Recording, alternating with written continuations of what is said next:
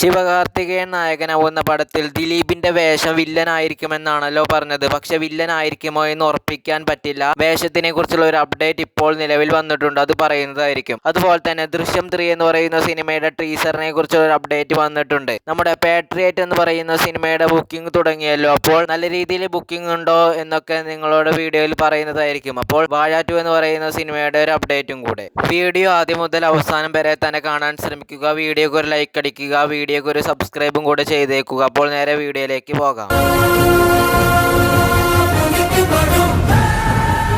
ആദ്യം തന്നെ ദൃശ്യം 3 എന്ന് പറയുന്ന സിനിമയുടെ ടീസർ നാളെ വരാൻ പോകുന്ന വിവരം നിങ്ങൾ എന്തായാലും അറിഞ്ഞിട്ടുണ്ടാകും. ഞാൻ കുറച്ച് ലേറ്റ് ആയിട്ടാണ് ഈ അപ്ഡേറ്റ് പറയുന്നത് എന്ന് എനിക്കറിയാം, എങ്കിൽ പോലും ഞാൻ അപ്ഡേറ്റുകൾ പറയുകയാണ്. ഇപ്പോൾ ദൃശ്യം 3 എന്ന് പറയുന്ന സിനിമയുടെ ടീസർ നന്നായി വരട്ടെ എന്ന് തന്നെ പറയുകയാണ്. ടീസർ വൈകുന്നേരം 5 മണിക്ക് നാളെ വരുന്നതായിരിക്കും. അപ്പോൾ ടീസറിനെ കുറിച്ചുള്ള അഭിപ്രായവും താഴെ കമന്റ് ബോക്സിൽ നിങ്ങൾ കണ്ടിട്ട് എഴുതി അറിയിക്കാൻ മറക്കരുത്. കാർത്തികേയൻ നായകനാവുന്ന പടത്തിൽ ദിലീപ് വില്ലനായിരിക്കുമെന്നാണല്ലോ നിങ്ങളോട് പറഞ്ഞത്. പക്ഷേ വില്ലനായി വരുമോ എന്ന് നമുക്ക് ഉറപ്പില്ല. കാരണം ഒഫീഷ്യലായിട്ട് ദിലീപ് വില്ലനായി വരുമെന്ന് പറഞ്ഞിട്ടുമില്ല. അതുപോലെ തന്നെ വില്ലനായി വരികയാണെങ്കിൽ അത് കിടിലമായിരിക്കുമെന്ന് നിങ്ങളോട് പ്രത്യേകിച്ച് പറയേണ്ട ആവശ്യമില്ല. മിക്കവാറും ഒരു നല്ലൊരു രീതിയിലുള്ള ക്യാരക്ടർ ആകാനും സാധ്യതയുണ്ട്. അപ്പോൾ വില്ലനാണോ ക്യാരക്ടറാണോ എന്ന് കൂടുതൽ അപ്ഡേറ്റുകൾക്ക് വേണ്ടി കാത്തിരിക്കൂ. മോഹൻലാലും മമ്മൂട്ടിയും പ്രധാന വേഷങ്ങളിൽ എത്തുന്ന സിനിമയാണല്ലോ പാട്രിയറ്റ് എന്ന് പറയുന്ന സിനിമ. വലിയ മൾട്ടി സ്റ്റാർ ചിത്രമായി മെയ് 1-ാം തീയതി തിയേറ്ററുകളിൽ എത്താൻ പോകുന്ന സിനിമയാണല്ലോ ഇത്. പക്ഷേ ഇത് ഇത്ര വലിയ സിനിമയായിട്ട് കൂടെ വലിയ രീതിയിലുള്ള ബുക്കിങ്ങുകൾ കാര്യങ്ങളൊന്നും തന്നെ ബുക്ക് മൈ ഷോയിൽ സിനിമ ഇറങ്ങുന്നതിന് മുമ്പൊന്നും തന്നെ കാണാനില്ല. നേരത്തെ 13,000 റേഞ്ചിൽ ടിക്കറ്റ് ബുക്കിംഗ് പോയിട്ടുണ്ടെങ്കിൽ പോലും ഇപ്പോൾ 8,000 റേഞ്ചിൽ മാത്രമേ ടിക്കറ്റ് വിറ്റ് പോകുന്നുള്ളൂ എന്ന് പറഞ്ഞുകൊള്ളട്ടെ. അത് മിക്കവാറും സിനിമയുടെ റിവ്യൂകൾ പോസിറ്റീവ് ആണെങ്കിൽ മാത്രമേ 20,000 25,000 റേഞ്ചിൽ സിനിമയുടെ ബുക്കിംഗ് പോവുകയുള്ളൂ എന്ന് പറഞ്ഞുകൊള്ളട്ടെ. കാരണം ഈ സിനിമയ്ക്ക് വലിയ രീതിയിലുള്ള ഹൈപ്പില്ല. ഈ സിനിമയുടെ പോസിറ്റീവുകൾ കാരണം മാത്രമേ ഇനിയുള്ള ബുക്കിംഗ് കൂടാൻ നല്ല രീതിയിൽ സാധ്യതയുള്ളൂ. പിന്നെ ഈ സിനിമ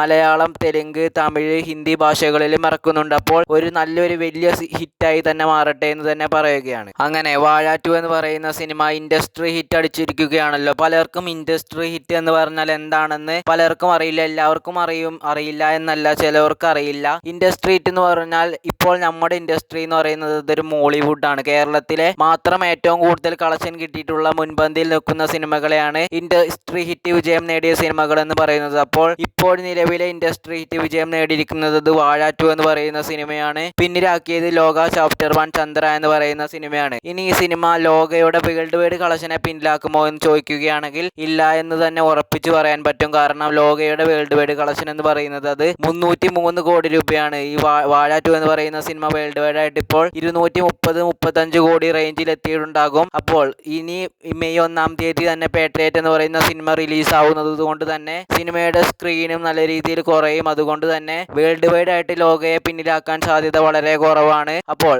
എന്തായാലും കേരളത്തിൽ എന്തായാലും സിനിമ ഇൻഡസ്ട്രി ഹിറ്റ് അടിച്ചിരിക്കുകയാണ്.